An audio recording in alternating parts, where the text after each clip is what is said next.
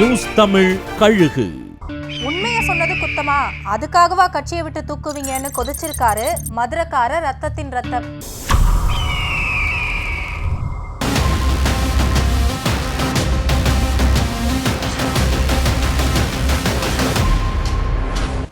மதுரை அதிமுகவில் செல்வாக்கு மிக்க நபரா வலம் வந்தாரு 15வது கிழக்கு வட்ட கழக செயலாளர் உதயகுமார்.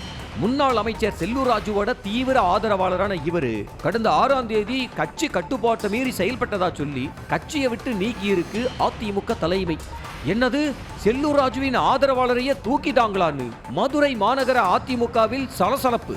இந்த அதிரடி நடவடிக்கைக்கு காரணம் என்னன்னு விசாரிச்சா போலி உறுப்பினர் சேர்க்கையை வெளிச்சத்துக்கு உதயகுமார் கொண்டு வந்ததானா. சமீபத்துல 1 கோடி அதிமுக உறுப்பினர்களை 3 கோடி உறுப்பினர்களாக்கி காட்டணும்னு பொதுச் செயலாளர் உத்தரவிட கழகத்தினுடைய ஒவ்வொரு நிர்வாகியும் 5000 உறுப்பினர்களை சேர்க்கணும்னு மாசேக்களுக்கு உத்தரவு வந்திருக்கு. என்ன செய்யறதுன்னு தெரியாம எல்லா நிர்வாகிகளும் வாக்காளர் லிஸ்ட வச்சுக்கிட்டு போலியா உறுப்பினர் அட்டை தயாரிச்சு கண் துடைப்புக்காக தலைமையை ஏமாத்தியிருக்காங்க.